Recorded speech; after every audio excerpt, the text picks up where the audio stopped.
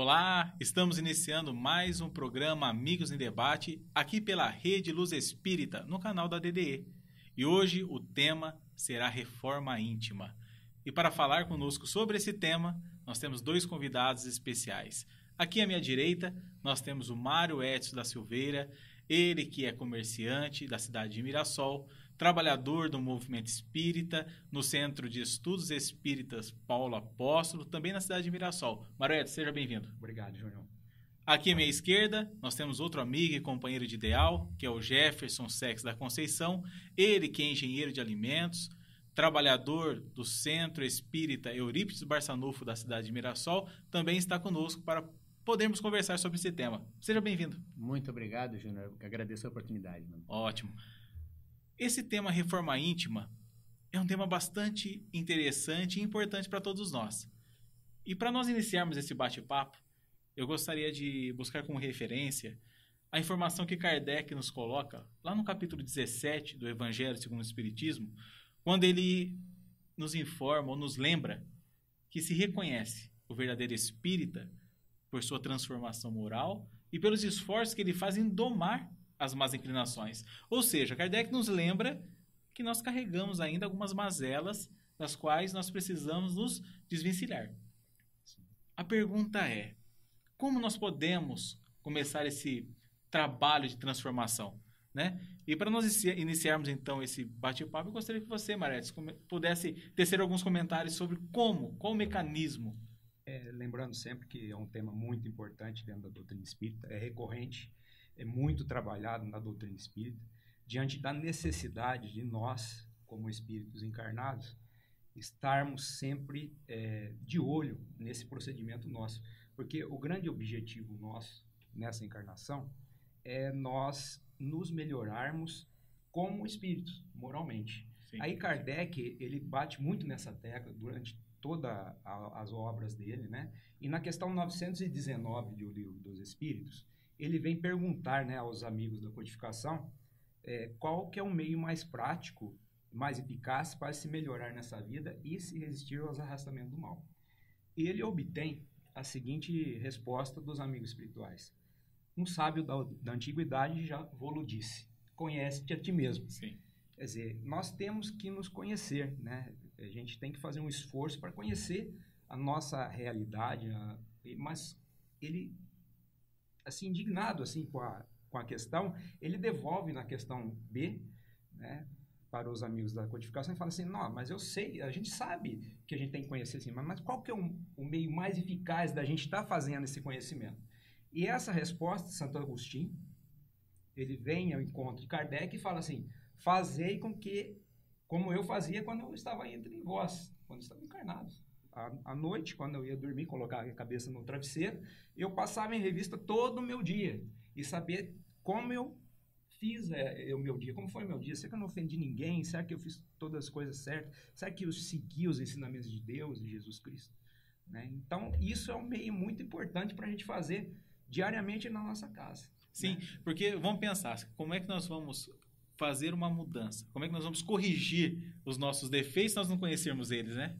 Primeiramente, eu acho interessante a gente salientar o seguinte, né? A doutrina espírita, ela já nos dá um enfoque diferente, né? Ela fala assim, não adianta você fazer nada exterior, né?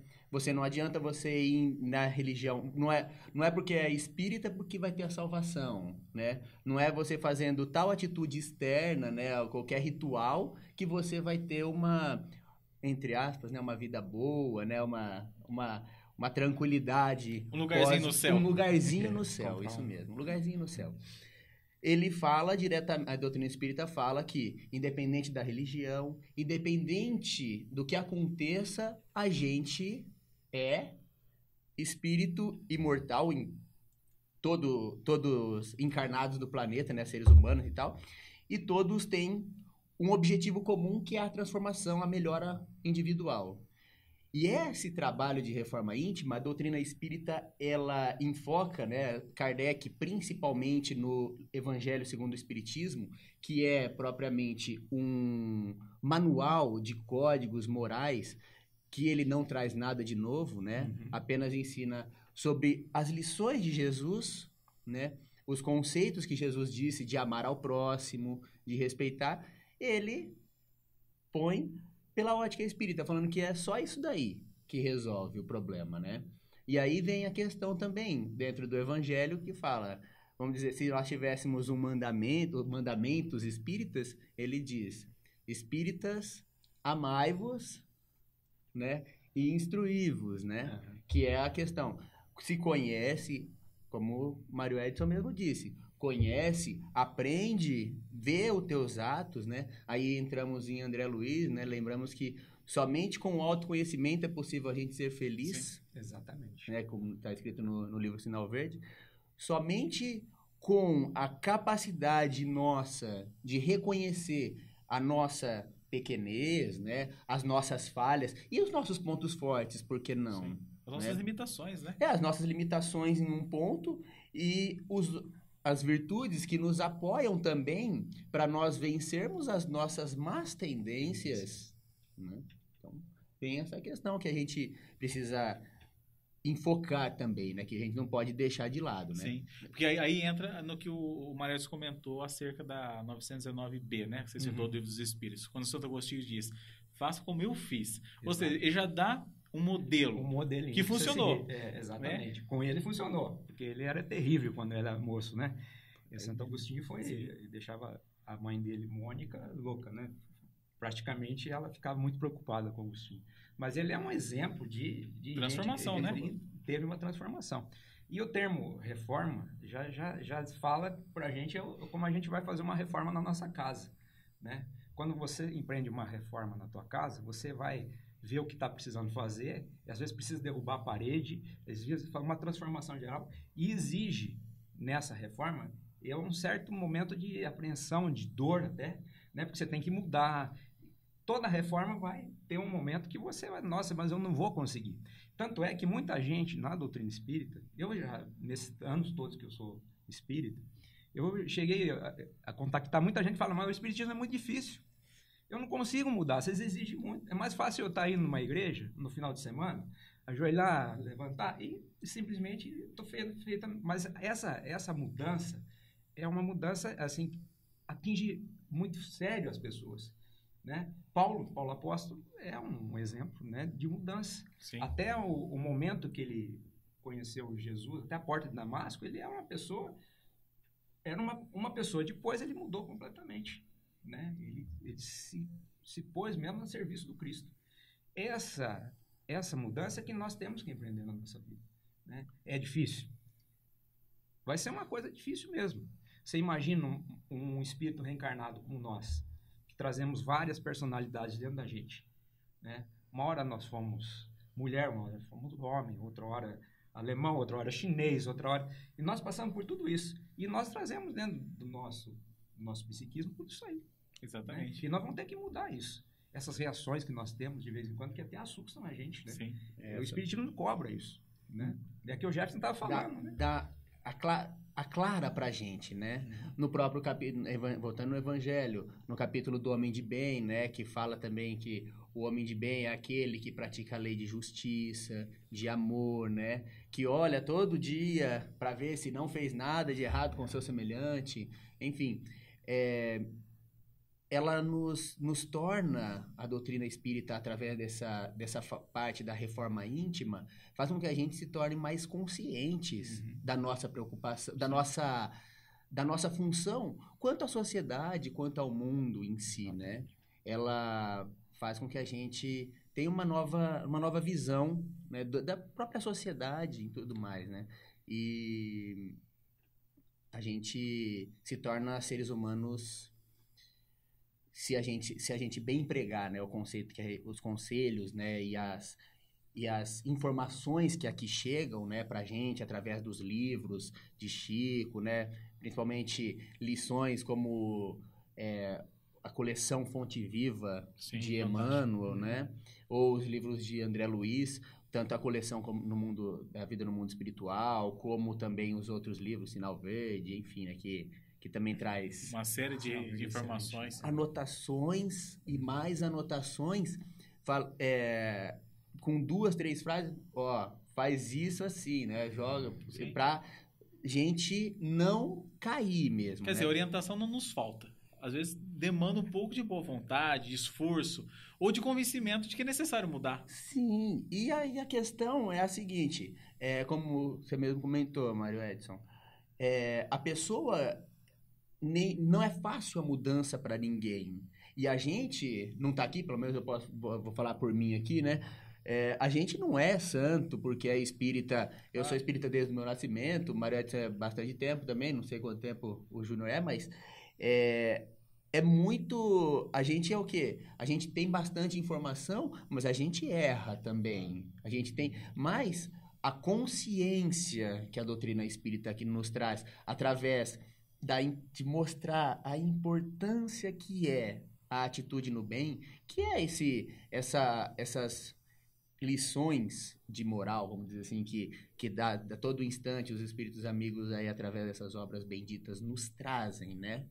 Essas informações de muda o teu comportamento dentro de casa, que é o importante, Muito né? importante. Trabalhar e tudo mais, servir, buscar sem interesse, né? Viver e ajudar o próximo. Exatamente. Mas aí entra um detalhe que o Maredes colocou. Eu vou até usar o mesmo exemplo que você citou. A reforma de uma casa. Uhum. Nós idealizamos, sonhamos com aquela reforma, projetamos, e quando ela começa a acontecer, ela incomoda. Porque normalmente ela acaba nos desalojando, faz com que aquele processo que nós tínhamos diário se transforme totalmente. Isso realmente é algo que nos incomoda. Porém, se nós persistirmos, se nós continuamos ali até o final dela, o resultado, naturalmente, que nos traz o quê? Satisfação. Nós passamos a gostar daquilo. Isso acontece com a reforma íntima. Porque quando nós começamos a lutar contra os nossos defeitos, que nós vamos identificando e percebendo a importância de corrigir eles, naturalmente que vai ser difícil. Porém, nós precisamos ter uma persistência, né? E conforme você vai se reformando, vamos usar esse termo, você vai substituindo as coisas ruins, entre aspas, que você tem dentro do coração e colocando coisas boas. E a tua energia que você emana, tá? Aquela sua psicosfera, vamos assim dizer, ela vai se tornando uma coisa diferente. E a partir do momento que você vai se tornando uma pessoa diferente, você vai atraindo para você coisas melhores. Claro. Porque a pessoa, por exemplo, uma pessoa que só pensa coisas erradas, coisas ruins, ela atrai para ela coisas erradas. A partir do momento que ela se toca... Né? E E companhia, companhias também que gostam né? da mesma... Sabe que tá todas as companhias aí, né? Exatamente. Você atrai. Aí você vai subir, nossa, eu não podia pensar daquele jeito.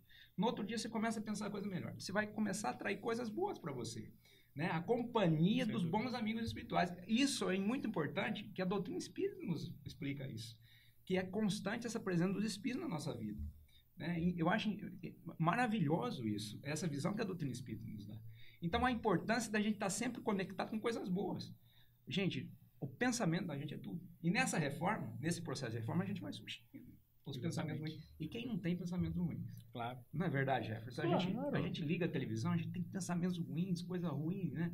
É uma constante luta. Uhum. É uma constante luta mesmo, né? Todos os dias. E conforme vai passando o tempo, a gente consegue ficar mais vigilante, né? A gente não pode ser também falar que a gente fica um monte de tempo na doutrina espírita e não melhora. Lógico que melhora, porque vigia os pensamentos e começa, que nem você falou, ó, não vou mais errar naquilo ali, não vou me transformar, não é mais aquilo. E a gente costuma dizer assim, né? Quando acontece essa mudança, quando a gente transforma, é muito mais fácil quando a gente desencarna, ter algum amigo nosso dentro do centro espírita, né, ou amigos formados em qualquer religião, enfim, que quer que seja, amigos formados na linha de conduta do bem, que faça uma oração pra gente, que ajude a gente, do que o amigo de futebol, que o amigo do bar, enfim, que vá fazer uma oração pra gente, né? Então, essas companhias que atraem devido a essa transformação de conduta, ela nos ajuda e muito, não só na existência agora, que com certeza também ajuda, mas também futuramente num desencarne e tudo mais, né? Porque as peças O que chegam você mais- citou é algo importante, porque se nós somos espíritos imortais, se estamos vivenciando uma experiência, ou mais uma, toda transformação, ainda que gere dor, como o Mário Edson comentou, ainda que gere incômodo, na verdade nós estamos nos preparando não só para essa existência, mas para todas as outras que forem necessárias. Porque esse processo ele vai sendo acumulativo, né? Eu vou adquirindo virtudes quando eu vou me desfazendo de mazelas, não é verdade?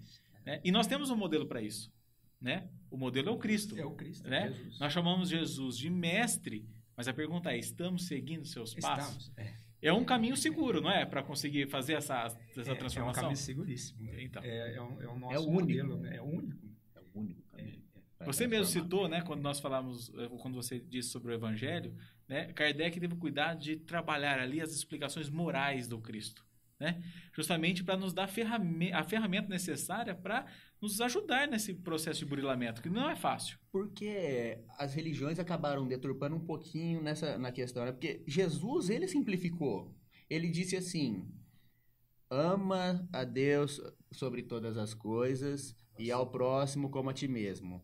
Nisso, aí continua, né? Nisso está contido toda a lei e os profetas. Ou seja, não estuda só isso aí e faz isso. E coloca...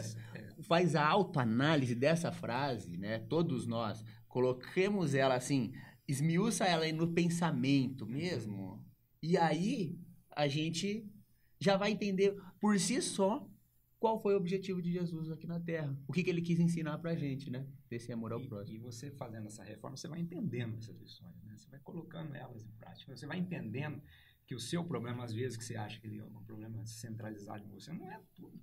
É que você vê, você acaba vendo que você pode ver na rua pessoas que têm problema acima do seu.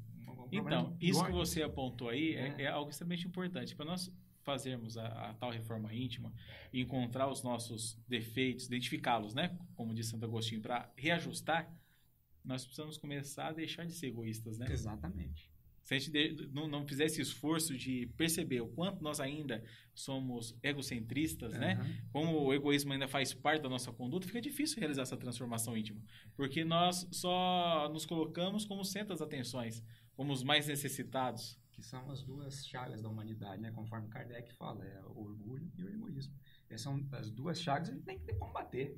E uma forma simples da gente combater isso é a gente sendo autoanalisar. Onde eu estou sendo egoísta? E o meu orgulho? Onde que está? Porque a gente é orgulhoso. Claro. É orgulhoso. Né? Às vezes a gente, até o convite para vir aqui na DDE já causa uns tipos de um orgulho.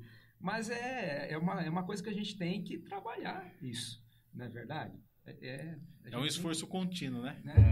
Só entrando nesse assunto aí, né? Teve uma frase que o Guga falou esses dias atrás, que é assim, a gente costuma ir nos centros espíritas, né? Porque as pessoas nos chamam para fazer palestra. Será que se eles pedissem para a gente lavar banheiro, será que a gente aceitava difícil. também a mesma coisa? Da mesma forma, né? Então, essas questões, a gente precisa...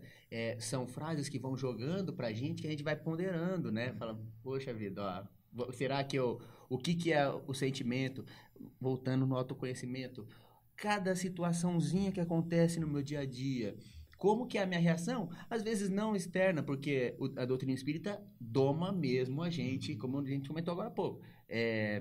Faz com que a gente aprenda e muda mesmo. Muda a nossa atitude. Só que a gente precisa também ter essa, como fala, essa percepção, né, essa vontade, né, de seguir adiante. De transformar. Senão nós acabamos nos tornando muito intelectuais e pouco práticos.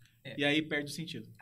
A prática de todos os ensinamentos da doutrina é muito importante. A vivência. É a vivência, é no dia a dia, principalmente dentro de casa. Principalmente dentro de casa. Né? Ali no convívio. Com os que estão mais pessoas, próximos. Exatamente, próximo mais próximo. Que são eles que estão ali, que estão, às vezes, nos tentando assim. Ou nos convidando à transformação. Né? Quando você se propõe a fazer essa reforma, vai vir os testes. Você deixou de ser irado? Tá bom, vamos lá. Amanhã eu vou te colocar um motorista que vai te fechar no trânsito. Vamos ver o que vai acontecer com você. É no dia a dia. Vamos ver que você mudou mesmo. E aí sim você vai... Bom, nós percebemos aí, né, que o tema é extremamente abrangente. Claro que aqui nós teríamos muito ainda que discutir, mas nosso tempo, infelizmente, está se esgotando. Nós agradecemos a sua companhia, nós agradecemos imensamente o Mário Edson, o Jefferson pela participação, pela boa vontade de vir até aqui, nos trazer esse bate-papo tão agradável. Nós lembramos a importância de todos vocês acessarem nossas redes sociais, o nosso canal, interagir, participar com a gente. Tá joia? Até um próximo programa. Obrigado pela companhia.